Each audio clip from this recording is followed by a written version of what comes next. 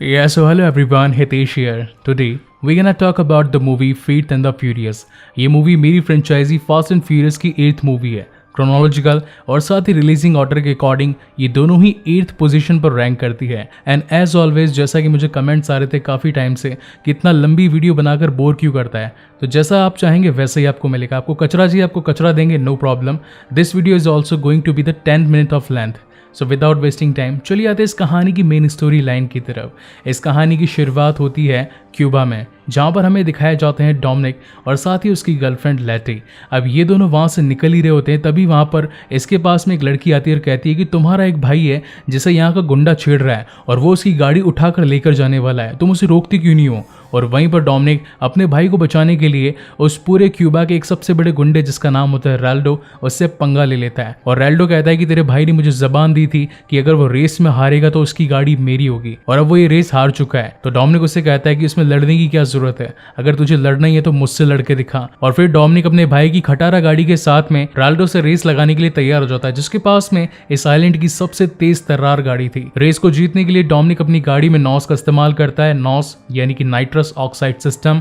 और शॉर्ट में बताऊंगा, इस गाड़ी के अंदर आग लग जाती है नॉस की वजह से, लेकिन फाइनली डोमिनिक जो कि काफी अच्छा ड्राइवर होता है और वो इस रेस को जीत जाता है। और जैसे कि जबान दी थी कि जो रेस को जीतेगा गाड़ी उसकी होगी, तो वहां पर अब रैल्डो अपनी गाड़ी की चाबी डोमिनिक को देने लगता है और साथ ही ये भी कहता है कि तुमने गाड़ी भी जीत ली और मेरा दिल भी। लेकिन तभी डोमिनिक कहता है कि गाड़ी तुम रखो, बस तुम्हारी ये दिलेरी मेरे काम की है। और वो वहां से अपनी गाड़ी एम्पाला अपने छोटे भाई को गिफ्ट करके निकल जाता है। वहीं पर हमें दिखाया जाता है कि लेटी और साथ ही डोमिनिक अब अपने हनीमून की प्लानिंग कर रहे हैं। वहीं अगले दिन जब वो मार्केट से सब्जी लेकर निकल रहा होता है तो उसे दिखता है कि एक लड़की की गाड़ी खराब हो गई है। और जब वो उसकी गाड़ी को रिपेयर करने के लिए पहुंचता है तो उसे पता चलता है कि वो लड़की कोई आम लड़की नहीं बल्कि एक बहुत ही बड़ी हैकर है जिसका नाम होता है साइफर। और तब साइफर उसे कहती है कि तुम्हें मेरे लिए एक काम करना पड़ेगा, और अगर तुमने मेरे लिए वो काम नहीं किया तो मैं तुम्हारा बहुत ही बुरा हश्र कर सकती हूँ। अब यहाँ पर इस बात को सस्पेंस रखा गया है, लेकिन एक्सप्लेनिंग के अंदर मैं आपको शॉर्ट एंड सिंपली बता देता हूँ कि डोमिनिक की एक पहले गर्लफ्रेंड हुआ करती थी जिसका नाम था अलीना, जिसको आपने प्रीवियस पार्ट्स में कई बार देखा होगा। उससे डोमिनिक का एक बच्चा पैदा हुआ था और साइफर ने उसी का यूज करते हुए डोमिनिक का माइंड वॉश कर दिया और ये कहा कि अगर तुमने मेरे लिए काम नहीं किया तो मैं तुम्हारी एक्स वाइफ अलीना और साथ ही जो बच्चा पैदा हुआ है उसे जान से मार दूंगी। वहीं पर सीन शिफ्ट होता है इस कहानी के एक और लीड कैरेक्टर यानी कि रॉक, जिसे हम ल्यूक हॉप्स के नाम से भी जानते हैं। वो अपनी बेटी के फुटबॉल मैच के लिए अपनी बेटी को जोश दिला रहा होता है। वहीं पर एक गवर्नमेंट का एजेंट पहुंचता है और उसे बताता है कि एक ईएमपी डिवाइस है, ईएमपी यानी कि इलेक्ट्रिक मैग्नेटिक पल्स का डिवाइस है। अब उसको थोड़ा सा एक्सप्लेन करके मैं आपको बताऊं, अगर आपने गॉडजिला मूवी देखी होगी 2014 वाली, तो उसके अंदर म्यूटो नाम का एक बहुत ही बड़ा जानवर था, उसके हाथ में भी ईएमपी डिवाइस जैसी कुछ पावर्स थी यानी कि इलेक्ट्रोमैग्नेटिक पल्स। अब इससे होता क्या है कि अगर उसकी एक पल्स भी, एक वेव भी अगर निकलती है तो वो अपने आजू बाजू के करीब 5 से 10 मील के एरिया को बिल्कुल ठप कर देती है। नो बिजली, नो हमला, नो ऑक्यूपाइड डिवाइसेस। शॉर्ट में इसका कंक्लूजन ये निकलता है कि एजेंट आकर हॉब्स को कहता है कि कुछ लोगों की ईएमपी पर नजर है, तुम्हें बस उसको बचाना है। और तब जाकर हॉब्स अपनी टीम को कॉल लगा देता है और कहता है कि हमें ईएमपी को चोरों से बचाना है। अब सारी की सारी उसकी टीम मिलकर ईएमपी को अपने पास में रख लेती है, लेकिन तभी वहां पर डॉम उनके साथ में गद्दारी कर जाता है, क्योंकि अब डॉम हाथ मिला चुका होता है साइफर के साथ में, और इसी चक्कर में अब जेल हो जाती है हॉब्स को। हॉब्स को वहां पर बचाने के लिए नोबडी एक चाल चलता है और जेल में काफी सारे गुंडों के दरवाजे खोल देता है। इस चक्कर में अब हॉब्स तो निकल जाता है, उसी के साथ साथ में शॉ भी निकल जाता है और दोनों की वहां पर तगड़ी फाइट होती है। बहुत शानदार फाइट सीक्वेंस होता है और वहीं से वो दोनों भाग जाते हैं। अभी सीन शिफ्ट होता है डायरेक्टली डॉम पर। अब यहाँ पर हमें डॉम की बीवी यानी कि पुरानी वाली जो एक्स वाइफ है जिसका नाम है अलीना और उससे जो बच्चा पैदा हुआ है जिसका उसने नाम रखा है मार्कस, उन दोनों को दिखाया जाता है। और सीधे शब्दों में साइफर अब आकर डॉम को कह देती है कि अगर तुम इन दोनों को बचाना चाहते हो तो मुझे डिफेंस मिनिस्टर से न्यूक्लियर कोड्स लाकर दो ताकि मैं मिसाइल छोड़ सकूं। अब भाई मिसाइल क्यों छोड़नी है? मिसाइल इसलिए छोड़नी है क्योंकि वो वर्ल्ड की सबसे बड़ी हैकर है और वो दुनिया के अंदर काफ़ी सारी चोरियां करना चाहती है, लेकिन पुलिस उसको ना रोके। इसी वजह से वो अपने आप को एक सर्वशक्तिमान घोषित कर देना चाहती है कि अगर किसी ने भी मेरे टांग अड़ाई तो बम फोड़ दूंगी। तो कुल मिला के ये है सारा लफड़ा। और अब साइफर को रोकने के लिए नोबडी अपनी टीम बना रहा है जिसके अंदर उसे डोमिनिक की पूरी टीम की सहायता चाहिए, लेकिन वो ये बात जानता है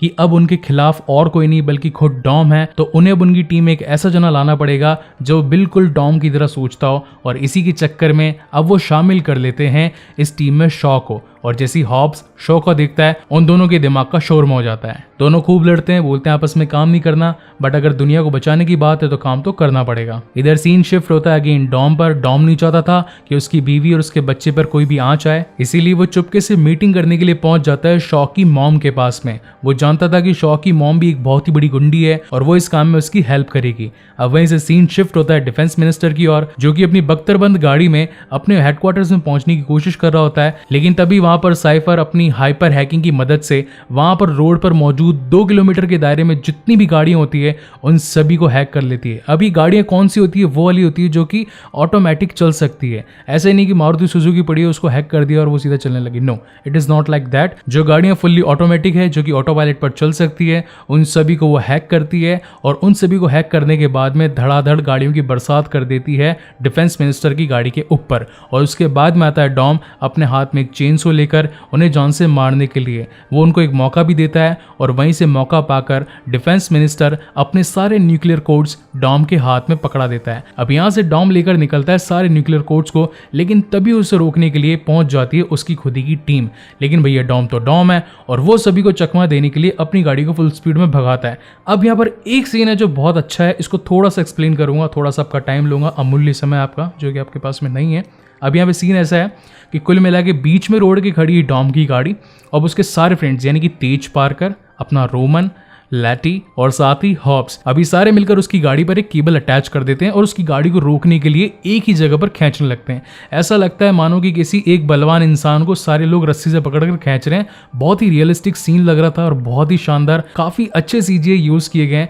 लेकिन फिर भी डॉम की गाड़ी में लगे थे 3000 हॉर्स पावर्स, जैसे कि अपना आयरन मैन लव यू 3000। तो वही चक्कर के अंदर वो भाई साहब अकेला ही उन सबको पेल देता है और गाड़ी को लेकर निकल जाता है उस न्यूक्लियर कोड्स के साथ में डायरेक्ट साइफर की लोकेशन पर। लेकिन अब यहाँ पर छोटा सा पंगा हो जाता है। साइफर ने उसको कहा था कि तुम्हें कहीं पर भी छुप के नहीं जाना है। अब जहां पर आपको याद होगा डोमिनिक ने 5-10 मिनट अपने आप को छिपाकर शॉ की मॉम के साथ में सेटिंग बिठाने की कोशिश करी थी, वही चीज साइफर को पसंद नहीं आई और उसने लेके अलीना को जान से मार दिया। यस, रियली जान से मार दिया। यहाँ पर डॉम काफी ज्यादा गुस्सा होता है। अब वो करे तो क्या करे, क्योंकि अभी भी उसका जो बच्चा है वो साइफर के हाथों में है। वहीं दूसरी ओर अब डोमिनिक की लुटी कुटी टीम सीधा पहुंच जाती है हेडक्वार्टर्स में। वहां पर उनके ऊपर नोबडी काफी ज्यादा गुस्सा होता है। वो उसे कहता है कहा सोचे थे सरकार खुश होगा, शाबाशी देगा। लेकिन वहां पर उन्हें खूब डांट पड़ती है और तब जाकर उन्हें लोकेट करते करते उन्हें पता चलता है कि अगला शिकार यानी कि अगला जो इंसिडेंस होने वाला है वो रशिया के वाल्डोविन में होने वाला है, जैसा कि साइफर का प्लान है।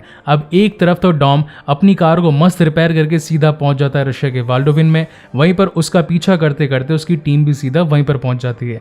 अब कहानी को शॉर्ट एंड सिंपल वे में बोलूंगा, यहाँ पर डोमिनिक के पास में पीछे लगा होता है ईएमपी डिवाइस। ईएमपी बोले तो इलेक्ट्रोमैग्नेटिक पल्स, जिसके एक ब्लास्ट से 2 से 3 किलोमीटर की दूरी तक में जितने भी इलेक्ट्रॉनिक डिवाइसेस होते हैं वो सारे के सारे ठप पड़ जाते हैं। अब वहां पर जाकर वो उसका यूज करता है। वहां की जितनी भी रशियन मिलिट्रीज होती है उन सब की मशीन हो जाती है बंद और वहीं से भागता भागता गाड़ी को लेके पहुंच जाता है सबमरीन के नीचे। अब यहाँ पे एक और एक्सप्लेनेशन करने वाली चीज है कि जब सबमरीन के नीचे जाकर एक और ईएमपी ब्लास्ट होगा तो सबमरीन वापस से होगी रिबूट, और यही रिबूट के चक्कर में साइफर को मिलेगा टाइम उसके पूरे सर्वर को हैक करने का। यही सारा प्लान था साइफर का, लेकिन बीच में टांग अड़ा देती है डोमिनिक की पूरी टीम। यहाँ पर बहुत सारा कार चेजिंग सीन है, काफी सारी फाइटिंग है, बहुत सारी गोलीबारियां हैं, लेकिन ज्यादा टाइम नहीं लूंगा। बस ये है कि सब एक दूसरे के पीछे पड़े हुए हैं, यानी कि डॉम के पीछे।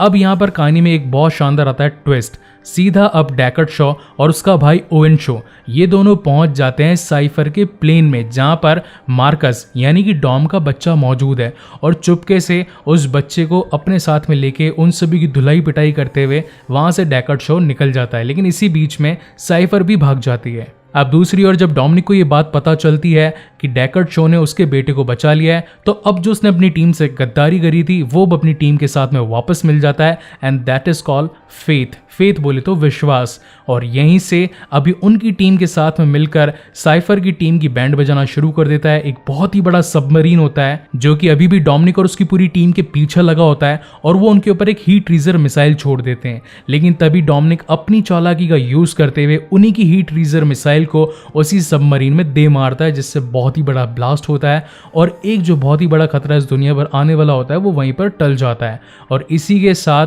ये जो पूरी टीम जो बिखरी थी ये वापस से एकजुट हो जाती है और यहीं पर ये शानदार मूवी खत्म होती है। वहीं पर इसके क्रेडिट्स में दिखाया जाता है कि परिवार परिवार होता है और सभी को घर लौटकर तो आना ही होता है और इसी के साथ ये शानदार मूवी यहीं पर खत्म होती है। गाइज, आपको ये वीडियो कैसा लगा मुझे बताओ मत बताओ, कोई फर्क नहीं पड़ता, क्योंकि मेहनत आपको पसंद आती नहीं है तो फिर करने का मतलब क्या है। और सब्सक्राइब करना है नहीं करना है आपकी मर्जी है। थैंक यू सो मच, मिलते हैं अगले वीडियो।